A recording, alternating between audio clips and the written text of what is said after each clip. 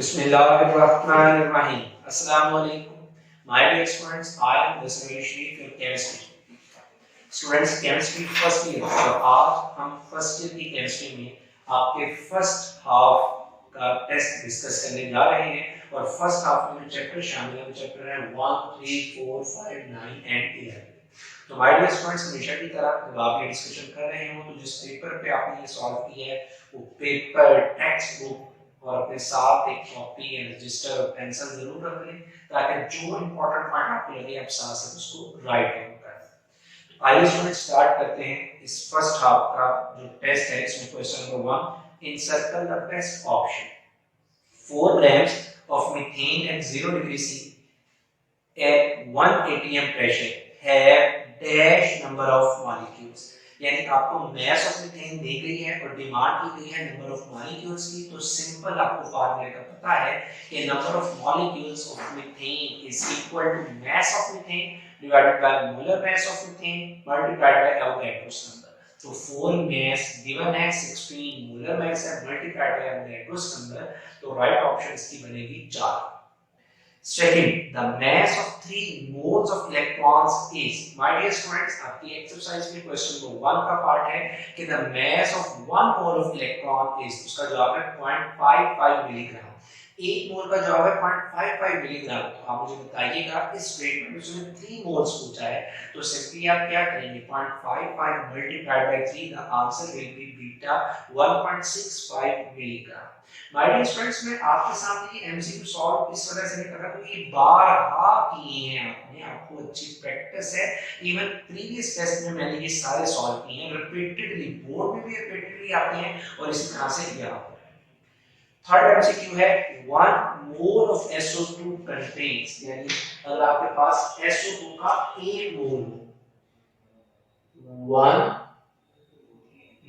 Mole of SO2, अगर 1 मोल SO2 का लिया जाए इसमें क्या क्या चीज है। माय डियर स्टूडेंट, सिंपली मैं चलिए सारा सॉल्व कर देता हूं। 1 मोल ऑफ SO2 का मतलब कितने मोल सल्फर है, आप कहेंगे 1 मोल सल्फर है। ये तो 1 मोल सल्फर है तो सल्फर के एटम कितने होंगे, 1 मोल है 6.02 into 10 raised power 23 एटम्स। इसके my dear students of sulphur. इसी तरह अगर आप ऑक्सीजन की बात करें तो कितने 1 मोल SO2 में कितने ऑक्सीजन मोल है, आप कहेंगे 2 मोल्स ऑफ ऑक्सीजन। अगर इसमें 2 मोल ऑक्सीजन है तो आप क्या कहेंगे, इन मोल है तो नंबर ऑफ एटम्स कितने होंगे, 2 multiplied by 6.02 into 10 raised power 23 atoms। इसकी my dear students of oxygen. इसी तरह माय डियर स्टूडेंट्स तो ये 1 मोल है तो इसका क्या मतलब है, इसमें क्या होंगे 6.02 into 10 raised power 23 molecules इसके ऑफ SO2। इसी तरह माय डियर स्टूडेंट्स, क्योंकि आपने इसका 1 मोल लिया है तो 1 मोल सल्फर डाइऑक्साइड की मास होती है 64 ग्राम्स। माय डियर स्टूडेंट्स, आप देख सकते हैं कि हमारे पास इनके मुताबिक मैंने सबके लिए करेक्ट लिख दिया तो जो राइट ऑप्शन बनती है that is alpha. Fourth MCQ है the SI units of general gas constant R जो जनरल गैस कांस्टेंट इसके ऐसे यूनिट्स क्या हैं, तो राइट ऑप्शन है बीटा, क्योंकि ये यूनिट बनते हैं 8.314 जूल पर मोल पर केल्विन। अब यहाँ पे जूल एनर्जी का ऐसा यूनिट है, पर केल्विन, केल्विन जो है ये टेंपरेचर का ऐसा यूनिट है और मोल ये किसी भी सब्सटेंस की क्वांटिटी का एसआई यूनिट है, यानी राइट ऑप्शन बनेगी बीटा। फिफ्थ है how should the conditions be change to prevent, ताकि रोक सके the volume with given gas from expanding when its mass is increase. यानी क्या ये है कि जब हम मास बढ़ाएंगे तो वॉल्यूम इंक्रीज करें। वो कहता है कि हम मास तो बढ़ाएं लेकिन वॉल्यूम इंक्रीज ना हो, इसके लिए हम क्या करें, आपको डर ये है ना कि वॉल्यूम इंक्रीज कर जाएगा तो आप ऐसी कंडीशंस ढूंढिए जहां पे वॉल्यूम डिक्रीज करता है। यानी आप कहेंगे कि बॉयल्स लॉ के मुताबिक प्रेशर बढ़ा दें और चार्ल्स लॉ के मुताबिक टेंपरेचर डिक्रीज कर दें, यानी अल्फा। इक्वल मैसेज, ये पहले प्रीवियस टेस्ट में मैं ये डिस्कस कर चुका और ये बोर्ड में शॉर्ट क्वेश्चन के तौर पर भी आया है। equal masses of methane and oxygen are mixed in an empty container at 25 degrees C, the fraction of total pressure exerted by oxygen is, तो right option क्या है 1/3 according to Dalton's law of partial pressure। Seventh चले मैं ये solve कर देता हूं कि आपने पार्शियल प्रेशर निकालना है किसका, ऑक्सीजन। तो my dear students according to Dalton's law of partial pressure आपने पढ़ा है, Dalton's law of partial pressure. अगर आपने डाल्टन्स लॉ पढ़ा यकीनन उसमें आपने एक इक्वेशन पढ़ी थी कि किसी भी गैस A का पार्शियल प्रेशर बराबर होता है मोल fraction of gas A multiplied by total pressure. ये एक जनरल इक्वेशन पढ़ी थी। अब फर्ज करें कि यहाँ पर मेरे पास गैस कौन सी है, ऑक्सीजन। तो इसका मतलब ये हुआ कि ऑक्सीजन के केस में जो ऑक्सीजन का पार्शियल प्रेशर है it will be directly proportional to the mole fraction of oxygen. यानी ऑक्सीजन के पार्शियल प्रेशर निकालने का मतलब है कि आप ऑक्सीजन की क्या निकाल लें, मोल फ्रैक्शन के इनका आपस में डायरेक्ट रिलेशन, और मोल फ्रैक्शन आपको पता है कि that will be equal two moles of oxygen divided by total moles. अब यहाँ पे क्योंकि दो कंपोनेंट है, मीथेन और एक ऑक्सीजन, तो O2 प्लस, अब मोल्स बराबर होते हैं मैस और मोलर मैस। मैस अगर आप और से लिखा है इक्वल मैस, जितनी मर्जी रख लें लेकिन वो मैस होनी क्या चाहिए, इक्वल। तो मैं सपोज कर लेता हूं कि दोनों की मैस क्या है 32, तो मोल्स इसके बराबर होंगे 32 डिवाइडेड बाय 32। मैस दोनों की इक्वल रख लेना, जो कुछ मर्जी रख लें। 32 प्लस मीथेन की मैस आप कितनी रखेंगे 32, पर मोलर मैस क्या होती है 16। और अगर आप इसको सॉल्व करें तो यानी your answer will B 1/3। My dear students, 7 MCQ पे आ गए। NH3 shows a maximum boiling point among hydrides of fifth group elements due to Charlie enhanced electronegative pressure of nitrogen। याद रखिएगा कि हाइड्रोजन बॉन्डिंग उस वक्त बनती है जो बॉइलिंग पॉइंट है that is directly proportional to the strength of intermolecular forces। और NH3 में जो intermolecular forces है वो हाइड्रोजन बॉन्डिंग है, और हाइड्रोजन बॉन्डिंग उस वक्त बनती है जब हाइड्रोजन कोवलेंटली अटैच्ड हो with a highly electronegative atom.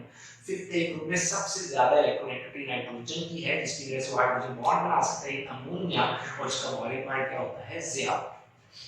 8th बड़ा well known MCQ, amorphous solids delta can possess small regions of orderly arrangement of atoms और इनमें या crystallides होते हैं।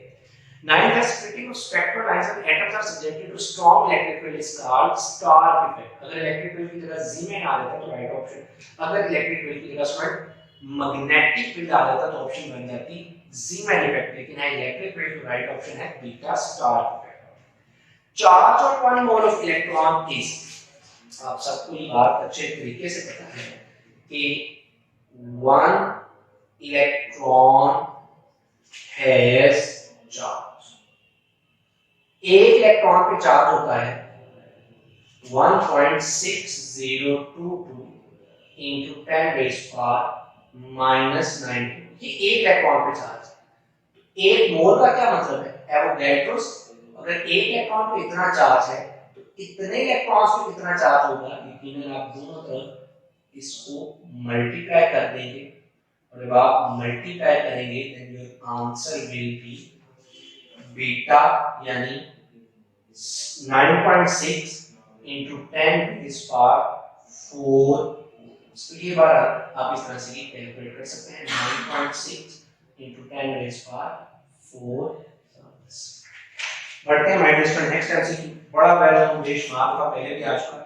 18 gram glucose is dissolved in 90 gram of water, the relative volume of evaporation is equal to 1/51 Charlie. और ये आप solve करेंगे by using Dalton's law, by using Brown's law की थर्ड स्टेप। अगला एमसीक्यू बेशुमार का आज का, a solution of glucose is 10% weight by volume, the volume in which it's 1 gram, 1 gram mole means 1 mole is dissolved will be, answer है beta 1800 centimetre cube. हमारी book में वैसे 1.8 डेसीमीटर क्यूब है, बात एक ही।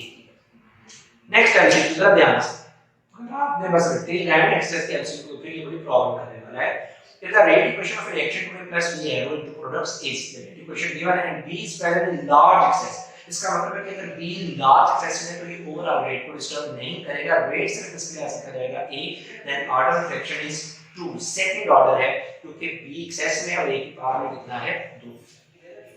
Next MCQ है the unit of rate constant is the same as the rate of reaction in Charlie zero order reaction. My dear students, आ गए question number 2 की तरफ. Write short answer to the following questions. सबसे पहले differentiate between fast step and the rate determining step. My dear student, fast step और rate determining step में फर्क करना याद रखिएगा. फर्क करने के लिए आप हमेशा दरमियान में लाइन बनाएंगे, इसको टेबुलेटेड फॉर्म में लिखेंगे, एक तरफ फास्ट स्टेप और एक तरफ slow step. My dear student, fast step क्या है कि फास्ट स्टेप ऐसा स्टेप है जो इतना फास्ट हो कि जिसके रेट को हम मेजर ना कर सकें. ऐसा स्टेप जो इतना फास्ट हो उसके रेट को मेजर ना कर सके वो फास्ट स्टेप कहलाता है. और स्लो स्टेप ऐसा स्टेप होता है जिसके रेट को हम मेजर कर सकें. यही वजह है कि स्लो स्टेप को ही रेट डिटरमिनिंग स्टेप बोलते हैं. यानी लाइन लगाने पर पहला फर्क हो गया डेफिनेशन. कोशिश करेंगे एटलीस्ट दो पॉइंट्स लिखें. दूसरा पॉइंट आप ये लिख सकते हैं कि जो फास्ट स्टेप में मौजूद रिएक्टेंट्स होते हैं वो रेट इक्वेशन में अपीयर नहीं होते क्योंकि रेट पे डिपेंड ही नहीं कर रहा होता. लेकिन जो स्लो स्टेप में मौजूद रिएक्टेंट्स होते हैं वो रेट इक्वेशन में क्या होते हैं, अपीयर होते हैं. तो दो पॉइंट्स लिख दें. Second, the reaction rate decreases every moment, but the unit constant A of the reaction is a constant quantity under the given conditions. तो सिंपल आप दो पार्ट्स हैं इस क्वेश्चन के. तो पहले से में आप कहेंगे कि रेट ऑफ रिएक्शन क्यों हमेशा डिक्रीज करता है, क्योंकि लॉ ऑफ मास एक्शन कहता है कि जो रेट ऑफ रिएक्शन है दैट इज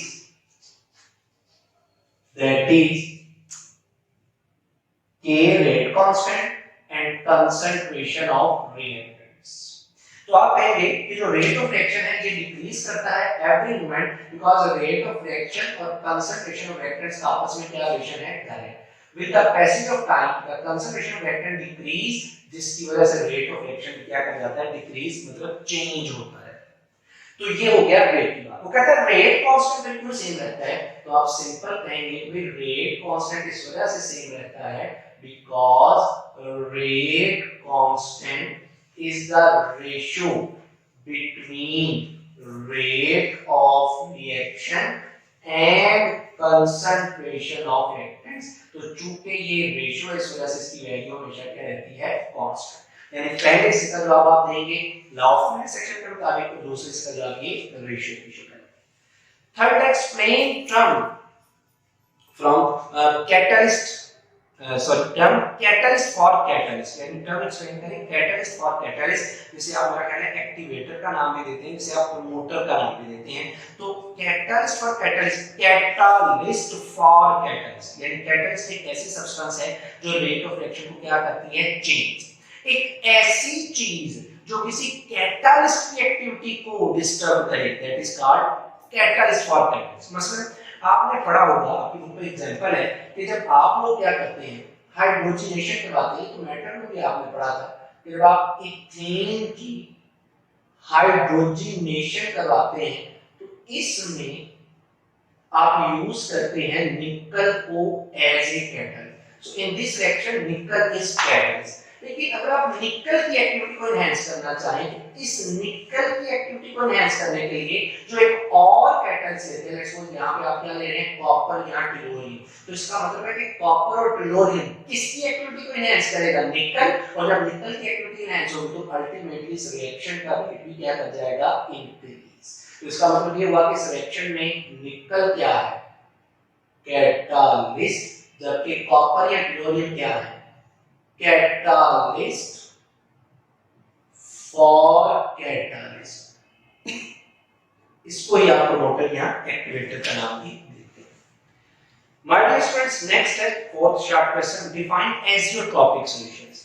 यानी azeotropic solutions क्या होते हैं, ऐसे solutions which boil at constant temperature and distilled without changing composition. यानी जिनकी distillation हो विदाउट चेंजिंग कंपोजिशन, में आप ऐसे कह सकते हैं जो फ्रैक्शनल डिस्ट्रीब्यूशन से कंप्लीटली सेपरेट ना हो सके.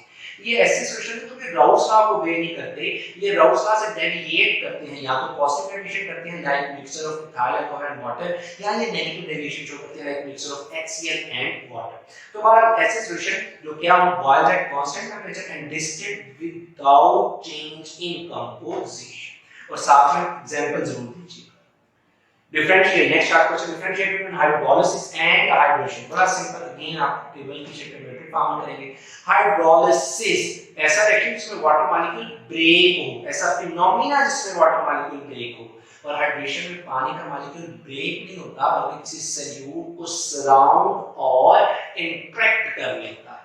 पहले पॉइंट में आप इनकी डेफिनेशन लिख देंगे और फिर आप इनकी एक एग्जांपल लिखेंगे। Whichever gas, the short question, whichever gas is used in the discharge tube, the nature of cathode rays remains the same. याद रखिएगा cathode rays are nothing but electrons. जब भी cathode rays प्रोड्यूस होंगी, that is always accompanied with the production of electrons. और electron किसी भी atom का fundamental particle है। इस दुनिया में कोई भी ऐसा एटम नहीं जिसमें इलेक्ट्रॉन ना हो। तो इसका मतलब है जब भी कैथोड प्रोड्यूस होंगी, इलेक्ट्रॉन भी प्रोड्यूस होंगे। इलेक्ट्रॉन फंडामेंटल पार्टिकल है, जो मर्जी गैस ले ले, डिस्चार्ज होकर जो मर्जी मटेरियल ले ले, कैथोड रे के नेचर पर फर्क नहीं पड़ता, क्योंकि इलेक्ट्रॉन्स पर मुश्तमिल है, इलेक्ट्रॉन एक फंडामेंटल पार्टिकल। नेक्स्ट आ रही है my dear student 7th chapter से, explain fine structure of atom. Fine structure क्या है? इधर स्पेक्ट्रम, जैसे हमारी बुक में बात की हुई है कि स्पेक्ट्रम ऑफ हाइड्रोजन को किसी हाई रिजॉल्विंग स्पेक्ट्रोमीटर से देखा जाता है, तो हमें जो स्पेक्ट्रम में हाइड्रोजन का जो स्पेक्ट्रम है that is line spectrum.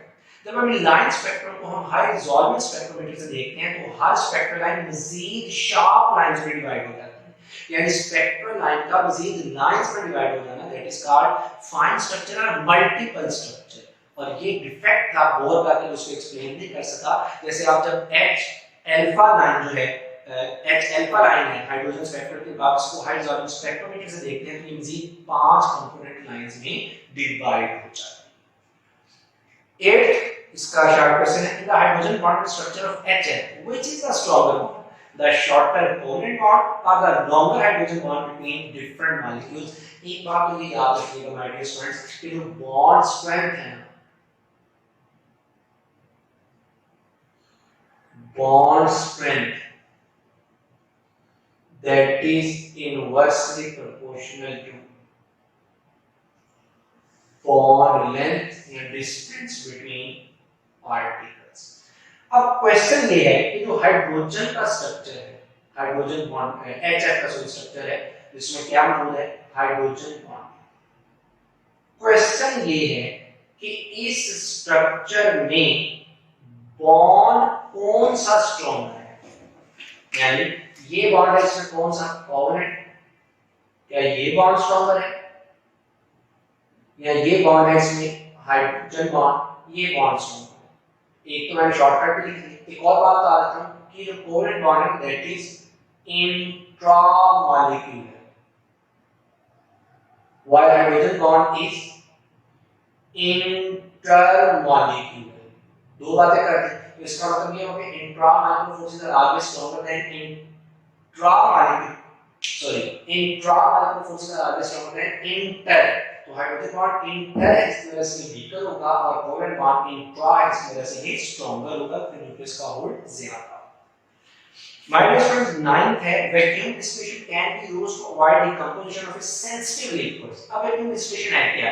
Heating of a liquid under reduced pressure at low temperature। किसी भी लिक्विड को reduced pressure पर low temperature पर हीट करना vacuum distillation कहलाता है। मसलन आपने इसमें मिसाल पढ़ी है ग्लिसरीन। ग्लिसरीन का नॉर्मल बॉइलिंग पॉइंट होता है, नॉर्मल बॉइलिंग पॉइंट, इसका मतलब है कि एक्सटर्नल प्रेशर 760 टॉर।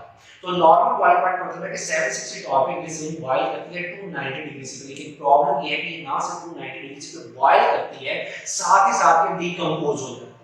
अब अगर कोई चाहता है कि यार ये सिर्फ बॉयल हो डिकम्पोज ना हो तो हम उसका एक्सटर्नल प्रेशर कम कर देते हैं, क्योंकि बॉइलिंग पॉइंट और एक्सटर्नल प्रेशर का आपस में इनवर्स, बॉइलिंग पॉइंट और एक्सटर्नल प्रेशर का डायरेक्ट रेशियो। अब पहले 760 था तो बॉइलिंग पॉइंट कितना था, यानी जब 760 टॉर एक्सटर्नल प्रेशर था तो उस वक्त मैं बात कर रहा हूं किसकी, ग्लिसरीन, तो उस वक्त इसका बॉइलिंग पॉइंट कितना था 290।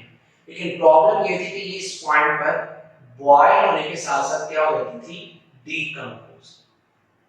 अब हमने इसका एक हल ढूंढ लिया, हम चाहते हैं कि ये सिर्फ बॉयल हो डीकंपोज ना हो, तो हम इसका एक एक्सटर्नल प्रेशर, इसका क्या एटमॉस्फेयर का एक्सटर्नल प्रेशर है, ये 50 टॉर पर रिड्यूस कर देंगे। तो क्योंकि बॉइलिंग पॉइंट का एक्सटर्नल प्रेशर का डायरेक्ट रिलेशन है, तो अब इसका बॉइलिंग पॉइंट है एक्सटर्नल प्रेशर का होने के कितना आ जाता है 210, और यहां पे सिर्फ क्या होती है बॉयल, डीकंपोज नहीं। इसी वजह से हम इसको प्रेफर करते हैं कि इसमें एक तो डीकंपोजिशन बच जाती है, फ्यूल की बचत हो जाती है और टाइम की भी बचत हो जाती है। नेक्स्ट है why molecular solids are compressible. बड़ा सिंपल, जो आपकी मॉलिक्यूलर सॉलिड्स में वीक फोर्सेस होती हैं like dipole dipole force, like London dispersion forces, जब फोर्सेस वीक हैं तो पार्टिकल उससे दूर होते हैं, इनमें डिस्टेंस होता है। अब जब इन्हीं सॉलिड्स के ऊपर आप प्रेशर लगाते हैं तो जो डिस्टेंस था, जो एम्प्टी स्पेसेस थी, वो कम होती हैं और पार्टिकल एक दूसरे के करीब आ जाते हैं, जिसकी वजह से हम कहते हैं कि मॉलिक्यूलर सॉलिड्स आर कंप्रेसिबल, यानी बात यही due to weak forces. What are isotops? Iso है ना सेम थर्म है ना, ऐसी आयतन जिसे आप कांस्टेंट टेंपरेचर पे ड्रॉ करें उसे आइसोटोप बोलते हैं। What happens to the position of isotope when they are plotted at high temperature for a particular gas? ये बड़ा वेल नोन क्वेश्चन है चैप्टर नंबर 3 में से। आइसोटोप को पहले मैंने बता दिया, अगर आप आइसोटोप को ड्रॉ करते हो उसमें आप करते क्या है, फर्स्ट कर रहे हैं कि इस तरफ है प्रेशर, इस तरफ क्या है वॉल्यूम। एक कर्व मैंने ली जब टेम्परेचर था 0 डिग्री से, आपको ये कट, इस पूरी कर्व में टेम्परेचर सेम है, दैट इज आइसोटोप। कहते हैं जब आप इसका टेम्परेचर बढ़ा और फिर कांस्टेंट कर दें तो पोजीशन पे क्या फर्क पड़ेगा। याद रखिएगा जब आप टेम्परेचर बढ़ा के सपोज 25 डिग्री से आइसोटोप ड्रॉ करते हैं तो आएगी भी एक कर्व ही, क्योंकि वॉल्यूम और प्रेशर के साथ क्या है इनवर्स। लेकिन हाई टेम्परेचर पर ये आइसोटोप क्या करती है, मूव्स अवे फ्रॉम बोथ, ये एक्सिस है y एक्सिस से ये क्या हो जाती है दूर और x एक्सिस से क्या हो जाती है दूर। यानी with increase in temperature isotope goes away from both axis.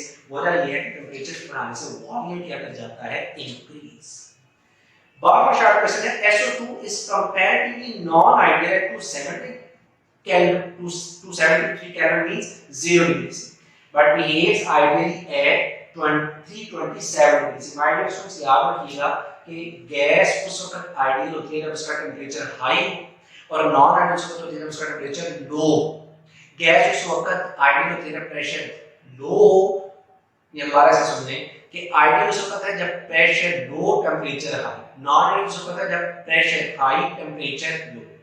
अब ये क्यों होता है नॉन आइडियल होने की वजह से, जब आप गैस नॉन आइडियल है उसका प्रेशर हाई टेंपरेचर लो है तो पार्टिकल्स के करीब होते हैं, इंटरमोलिकुलर फोर्स क्या होती है ज्यादा। अब उसने कहा SO2 is comparatively non-ideal at 273 Kelvin which means 0 degrees but behaves ideal at 327। तो आप देख सकते हैं कि 273 केल्विन बराबर है 0 सेंटीग्रेड के, और ये लो टेंपरेचर है 327 डिग्री सी, हाई टेंपरेचर है तो लो टेंपरेचर पर गैस क्या होगी non ideal. 8 how many moles are present 52 grams of aspartame। Simple formula कि मोल बराबर है मास ओवर मोलर मास, मास 52 है, मोलर मास फार्मूला से आएगा C14 H18 N2O5 यानी 294 grams per mole। 14वां शॉर्ट क्वेश्चन है N2 and CO have the same number of electrons, protons and neutrons। Simple आप इसको सॉल्व करेंगे तो आप N2 की बात करेंगे तो आप कहेंगे N2 बना है किससे, दो नाइट्रोजन से। एक नाइट्रोजन का एटॉमिक नंबर 7 और मास 40। यहां पे आप कैलकुलेट कर लें नंबर ऑफ इलेक्ट्रॉन्स, पहले प्रोटॉन्स फिर इलेक्ट्रॉन्स और फिर न्यूट्रॉन्स। इसी तरह दूसरा नाइट्रोजन भी ऐसे ही। याद रखिएगा किसी एटम का जितना एटॉमिक नंबर उसमें उतने ही प्रोटॉन उतने ही इलेक्ट्रॉन। न्यूट्रॉन कैसे निकलते हैं, mass number minus atomic number, mass number है 14 एटॉमिक नंबर है 7 और करें इसमें भी यही सिचुएशन हो। इनको आपस में अगर आप ऐड करते हैं तो ऐड करने से ये बनेगा N2, यहाँ पे 14 प्रोटॉन्स 14 इलेक्ट्रॉन्स और 14 न्यूट्रॉन्स। इसी तरह आप साबित कर सकते हैं CO, बड़ा सिंपल है साबित करना। CO में 6 इसका एटॉमिक नंबर और 12 कार्बन की मास, ऑक्सीजन 8 एटॉमिक नंबर 16 इसकी मास तो यहाँ पे प्रोटॉन्स, इलेक्ट्रॉन्स, न्यूट्रॉन, जितना एटॉमिक नंबर उतने ही प्रोटॉन, उतने इलेक्ट्रॉन। न्यूट्रॉन कैसे होंगे, mass number minus atomic number 12 minus 6, यहाँ पे 8 8 8, आप इसको सॉल्व कर लें तो यकीनन ये बनेगा 16 प्रोटॉन, 16 इलेक्ट्रॉन, 16 न्यूट्रॉन्स।